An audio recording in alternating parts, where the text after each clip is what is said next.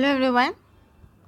तो आज हम कंटिन्यू करेंगे हमारे किंगडम क्लासिफिकेशन को पार्ट 2 में। ठीक है, ये पार्ट 2 है। पार्ट 1 में हमने किंगडम क्लासिफिकेशन का जो पार्ट 1 है वहाँ पर हमने पढ़ा 2 किंगडम 3 किंगडम। ठीक है, पार्ट 2 में हम पढ़ेंगे 4, 5 और 6 किंगडम। क्लियर? अगर आपने पार्ट 1 नहीं देखा है तो आप जा कर के देख लीजिए और लिंक आपको डिस्क्रिप्शन में मिल जाएगा। वहाँ पर 2 और 3 किंगडम के बारे में इलाबोरेट किया गया है। यहाँ पर हम बात करेंगे 4, 5 और 6 किंगडम के ऊपर। ठीक है, तो आते हैं 4 किंगडम ऑफ क्लासिफिकेशन। तो जैसे कि हमने 3 किंगडम क्लासिफिकेशन हमने पढ़ा, ठीक है, वहाँ पर कुछ लिमिटेशंस आ गए, राइट। तो कुछ लिमिटेशंस के बाद ही जो है 4 किंगडम क्लासिफिकेशन को लाया गया। तो ऐसे करके हर एक किंगडम क्लासिफिकेशन जब भी आगे बढ़ा है तो कोई ना कोई लिमिटेशंस उनके पास आया होगा, तभी वो आगे और एक किंगडम बढ़ा होगा। ठीक है, तो 3 किंगडम के बाद 4 किंगडम क्लासिफिकेशन को लाया गया 1956 में बाय हर्बर्ट एफ कोपलैंड। ठीक है, ये जो साइंटिस्ट है इन्होंने इनको दिया था 1956 में, जो है इन्होंने 4 किंगडम क्लासिफिकेशन का जो है दिया था जो है थ्योरी। ओके, अभी ये 4 किंगडम क्लासिफिकेशन में उन्होंने क्या किया, स्पीसीज़ को डिवाइड किया into Monera, protista, Plantae and animalia. ठीक है, तो यहाँ पर हमें ये एक्स्ट्रा कैटेगरी हमें देखने को मिल रहा है, एक्स्ट्रा किंगडम जो है मोनेरा, राइट। सो प्लांटी एनिमेलिया जो है ये हमने 2 किंगडम में हमने देख लिया था ऑलरेडी। 3 किंगडम में प्रोटिस्टा ऐड हो चुका था। 4 किंगडम में मोनेरा जो है ये एक एक्स्ट्रा किंगडम ऐड हो गया था। ठीक है, अब मोनेरा में किसको रखा गया ये हम देख लेते हैं। तो this system categorise prokaryotes like bacteria. ठीक है, प्रोकैरियोट जैसे कि बैक्टीरिया, इनको जो है मोनेरा किंगडम में डाला गया। ओके, पहले जो दिक्कतें आ रही थी 3 किंगडम में वो है कि बैक्टीरिया को कहीं रखा नहीं गया था, कहीं कैटेगराइज नहीं किया गया था। ठीक है, तो वो लिमिटेशंस आ रही थी, जो लिमिटेशंस इन्होंने यहाँ पर और एक किंगडम को ऐड करके क्योर करने का जो है इन्होंने ट्राई किया, जो है मोनेरा किंगडम। ठीक है, यहाँ पर उन्होंने प्रोकैरियोट जैसे कि बैक्टीरिया सारे हो गए, इनको इन्होंने जो है मोनेरा किंगडम में रख दिया। सिंगल सेल यूकैरियोट्स को प्रोटिस्टा में डाला गया और मल्टी सेलुलर ऑर्गेनिजम्स को प्लांटी और एनिमेलिया किंगडम में जो है डिवाइड किया गया। ओके, तो इनका जो बेसिस ऑफ क्लासिफिकेशन था वो था सेलुलर टाइप के ऊपर, कि वो यूनिसेलुलर है या मल्टी सेलुलर है। सेकेंड है मेम्ब्रेन बाउंड ऑर्गेनेल्स है या नहीं, और है प्रेजेंस ऑफ न्यूक्लियस, न्यूक्लियस है या नहीं। ठीक है, तो इनके बेसिस पे जो है इन्होंने 4 किंगडम क्लासिफिकेशन को सामने रखा। अब ये 4 किंगडम क्लासिफिकेशन में हम देख सकते हैं कि किंगडम मोनेरा ऐड हो चुका है, किंगडम प्रोटिस्टा ऑलरेडी एडेड था 3 किंगडम में, प्लांटी और एनिमेलिया। तो टोटल हो गए हमारे 4 किंगडम्स, तो इसीलिए इनको कहा गया 4 किंगडम क्लासिफिकेशन। ओके, अब जो है कुछ समय बाद इसका भी लिमिटेशंस हमें देखने को मिला। ठीक है, इस क्लासिफिकेशन का भी लिमिटेशंस हमें मिला, limitations of 4 kingdom classification. Okay, तो सबसे सिग्निफिकेंट लिमिटेशन जो देखने को मिला वो है inaccurate classification of fungi. Fungi जो है ये एक तरह का माइक्रो ऑर्गेनिज्म है जिनको किसी भी कैटेगरी में, मतलब ये जो है इनको रखना बहुत ही प्रॉब्लमेटिक हो रहा था। कैसे?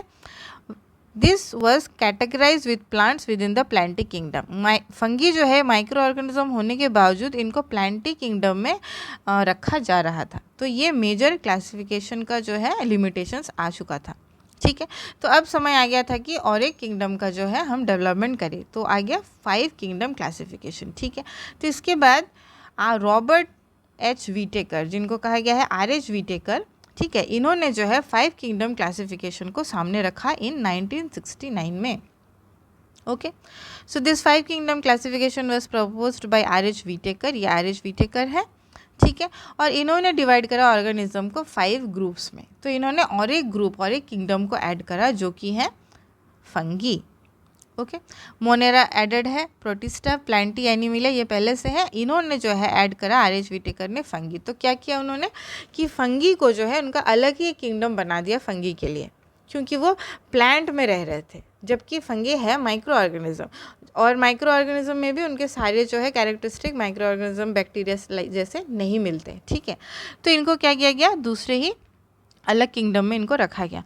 तो बेसिस ऑफ क्लासिफिकेशन यहाँ पर क्या रहा, the classification was based on thallus organisation, cell structure, evolutionary relationship, nutritional modes और रिप्रोडक्शन।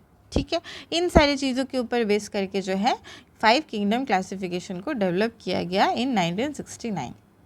अब ये हम देख लेंगे 5 किंगडम क्लासिफिकेशन का जो है कैसे डिवाइड किया गया है। तो सबसे पहले आते हैं ऑर्गेनिज्म। ठीक है, ऑर्गेनिज्म से इनको दो तरीके का पहले डिवाइड किया गया है, एक है प्रोकैरियोट्स, एक है यूकैरियोट्स, राइट। 2 किंगडम में हमने एनिमलिया और प्लांटी को देखा था जो कि दोनों यूकैरियोट्स थे। तो ऑर्गेनिजम्स को अगर हम डिवाइड करेंगे तो पहले करेंगे प्रोकैरियोट्स और एक यूकैरियोट्स में।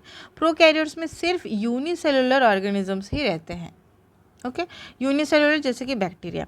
तो ये सारे जो हैं प्रोकैरियोट्स में रहते हैं। इनके लिए जो किंगडम बनाया गया वो है मोनेरा। क्लियर। यूकैरियोट्स में यूनिसेलुलर यूकैरियोट्स भी होते हैं, मल्टी सेलुलर यूकैरियोट्स भी होते हैं, ओके। पहले पता चल रहा था कि मल्टी सेलुलर ही होते हैं, इसलिए उन्होंने प्लांटी एनिमलिया बना दिया था 2 किंगडम में।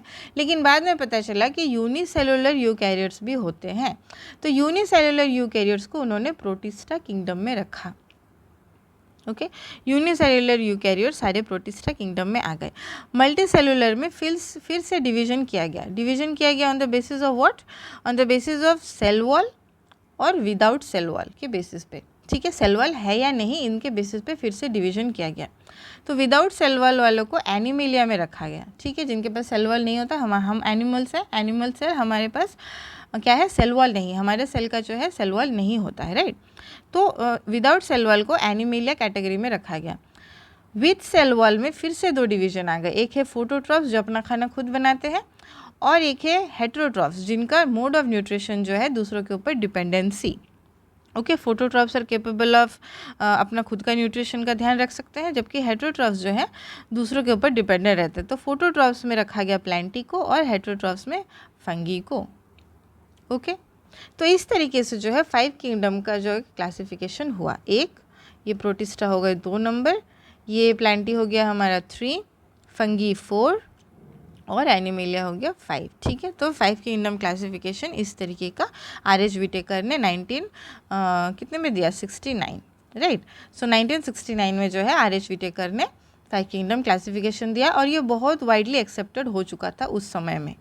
ठीक है, बहुत ही ज़्यादा वाइडली एक्सेप्टेड था, अनटिल एंड अनलेस वहाँ पर भी लिमिटेशंस कुछ साइंटिस्ट ने डिस्कवर कर दिया, आइडेंटिफाई कर दिया कुछ लिमिटेशंस को। ठीक है, अब जानते हैं लिमिटेशंस क्या क्या आइडेंटिफाई हुए 5 किंगडम ऑफ क्लासिफिकेशन में, okay. So 5 kingdom of classification में लिमिटेशंस जो आए सामने वो है, सबसे पहला unicellular algae are classified inside kingdom protista. ठीक है, प्रोटिस्टा किंगडम में यूनिसेलुलर यूकैरियोट्स को रखा गया था, तो यूनिसेलुलर एल्गी जो है उनको प्रोटिस्टा में रखा गया था, जबकि मल्टी सेलुलर एल्गी को प्लांटी किंगडम में रखा गया था। ठीक है, 5 किंगडम क्लासिफिकेशन में ये लिमिटेशन था कि यूनिसेलुलर एल्गी को प्रोटिस्टा में रखा गया, मल्टी सेलुलर एल्गी को प्लांटी में रखा गया था।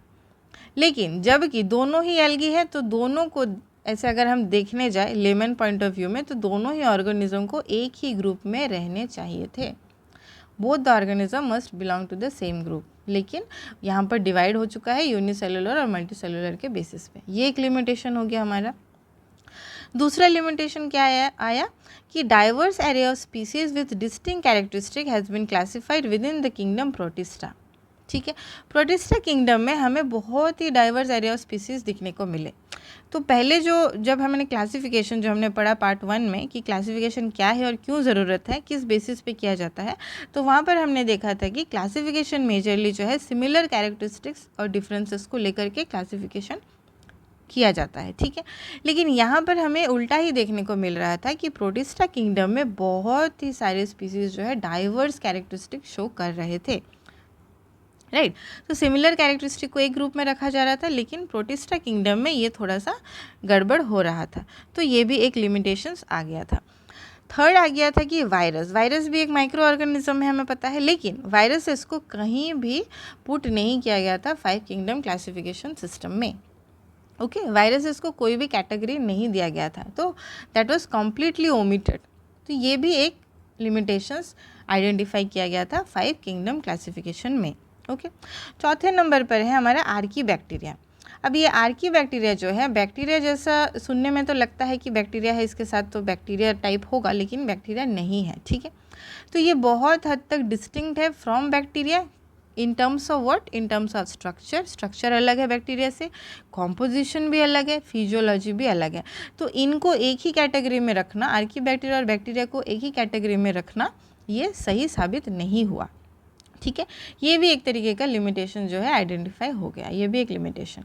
फिफ्थ पे है हमारा माइकोप्लाज्मा। अब माइकोप्लाज्मा भी एक माइक्रो ऑर्गेनिज्म है, लेकिन ये भी बैक्टीरिया में नहीं आता है, जबकि इसको भी प्रोकैरियोट्स मोनेरा में रखा गया था। ओके, ये भी आ गया हमारा पांचवें तरीके का लिमिटेशन, माइकोप्लाज्मा। तो बहुत सारे ऐसे बैक्टीरिया हैं जो कि बैक्टीरिया नहीं है एक्चुअली में, ठीक है, लेकिन उनको रखा गया है मोनेरा में। मोनेरा में हमने यूनिसेलुलर प्रोकैरियोट्स को रखा, जहाँ पर most of the species bacteria ही हैं, लेकिन उसमें भी डाइवर्सिटी आ गया था। ठीक है, तो इस तरीके से हमारा आर्कीबैक्टीरिया वहाँ से निकल गया और माइकोप्लाज्मा वहाँ पर रखना सही साबित नहीं हुआ। सिक्स्थ जो लिमिटेशंस आ गया था वो है कि this classification scheme does not account for symbiotic connection. Symbiotic connection को ये नहीं दर्शा रहा था, जैसे कि फॉर एग्जांपल लाइकन। ठीक है, लाइकन जो ऑर्गेनिज्म है ये एक तरीके का क्रिएचर्स है जो कब क्रिएट होता है, कब उनका जन्म होता है, जब ये सिम्बायोटिक इंटरेक्शन करते हैं विथ फंगी एंड एल्गी। ठीक है, फंगी और एल्गी जब आपस में इंटरेक्शन करते हैं, सिम्बायोटिक इंटरेक्शन करते हैं, तो लाइकेन जैसे माइक्रो ऑर्गेनिज्म का जो है इनका बर्थ होता है। ठीक है, इनका जन्म होता है। फंगी जो है, इनका फंगी अलग किंगडम में रहते हैं ये फंगी, जबकि एल्गी दो किंगडम में रहते हैं, एक है प्रोटिस्टा और एक है हमारा प्लांट। राइट, तो ये भी एक डिफ़िकल्ट एक कैटेगराइजेशन हो गया था जो कि क्लैरिटी नहीं दे रहा था, तो ये भी एक तरीके का लिमिटेशंस आ चुका था। ठीक है, तो इस तरीके का जो है लिमिटेशंस बहुत सारे आइडेंटिफाई किए, बाद में साइंटिस्ट लोगों ने बहुत सारे लिमिटेशन आइडेंटिफाई किए, तो उसके बाद उन्होंने फिर डेवलपमेंट किया 6 किंगडम क्लासिफिकेशन का। Okay, now this 6 kingdom classification was given by Carl Woese, American scientist है। कार्ल वूस ने 6 किंगडम क्लासिफिकेशन दिया था 1990 में। ठीक है, काम तो इसके ऊपर बहुत पहले से हो रहा था, लेकिन ये पब्लिक में आया, मतलब पब्लिश हुआ 1990 में। ठीक है, तो ये kingdom classification was introduced by Carl Woese, जो कि 5 किंगडम सिस्टम को इन्होंने इन्हेंस किया। किस तरीके से इन्हेंस किया?